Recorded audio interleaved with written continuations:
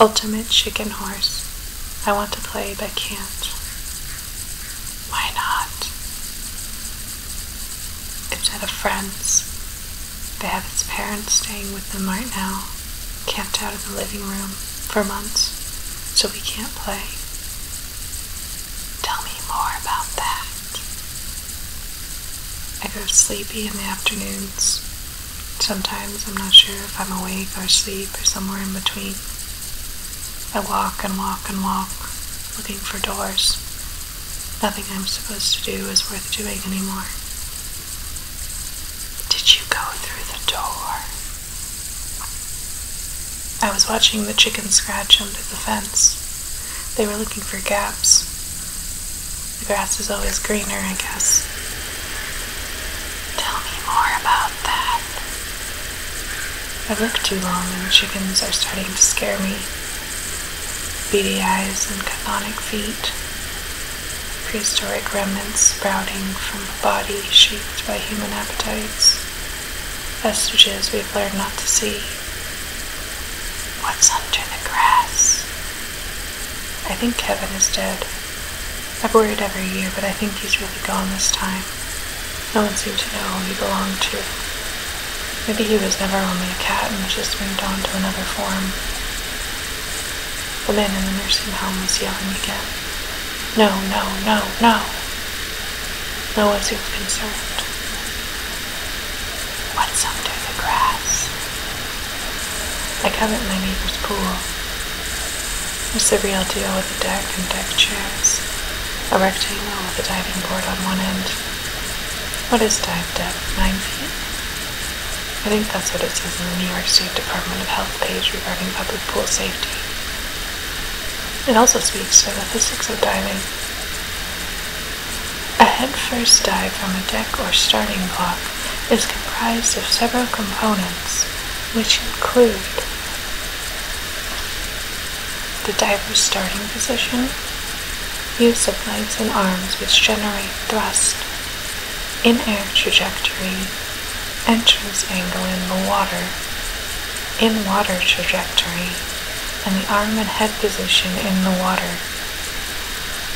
It should be noted that a running headfirst dive from the deck can result in entrance velocities similar to those resulting from takeoff from a 1-meter diving board and can project the diver further out into the pool.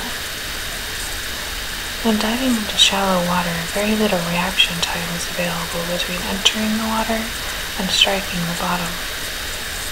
To avoid injury, it is critical that the diver's arms and hands are locked forward in a proper position that prevents head contact with the bottom, and the diver must steer up immediately by arching the back, lifting the head, and aiming the hands up.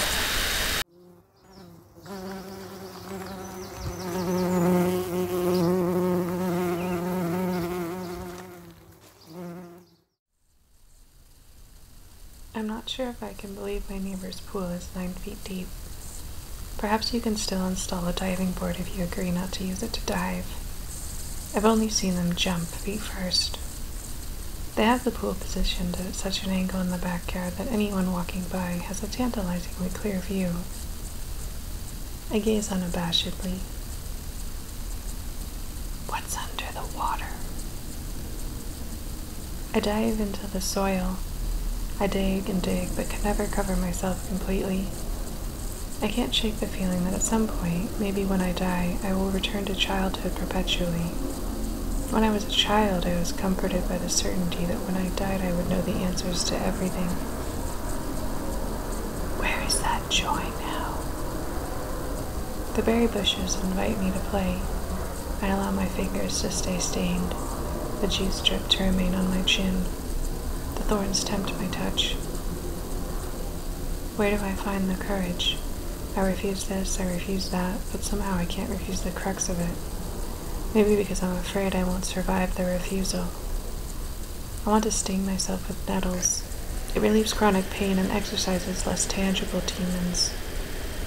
We would test each other as kids, see who could hold on the longest, practice treating the stings with fern spores. When you close the blinds in the afternoon, what remains?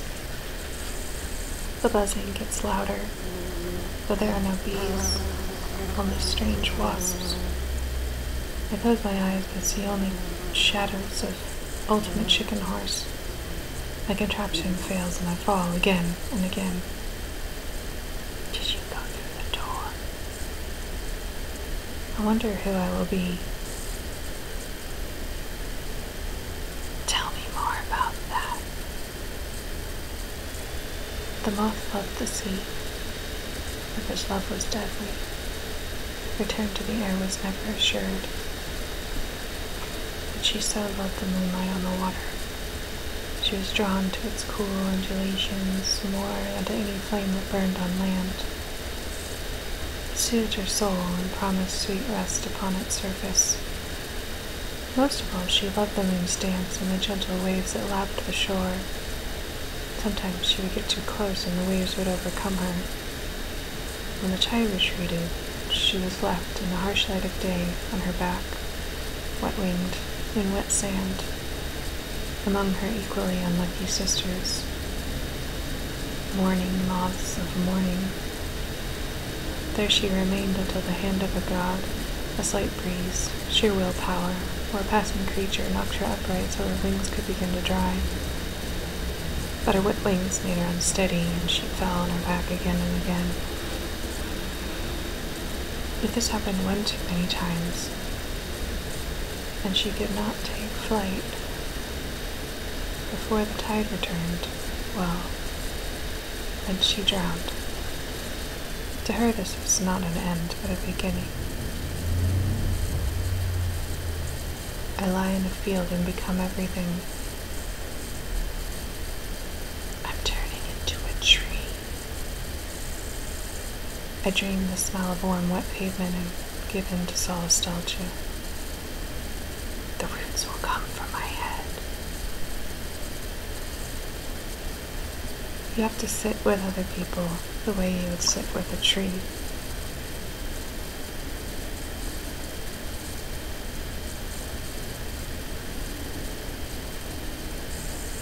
They say all we have is each other, but we have so much more.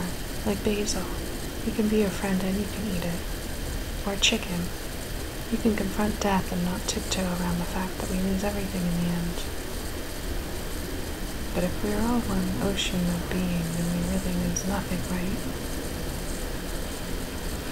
When I was a kid, I was best friends with a horse for a while. Actually, I thought he might be the teacher I've been waiting for. He had a white beard, so I figured he was a sage. When he disappeared, I assumed he'd been sold for slaughter rather than to another field. I have no idea why I assumed that.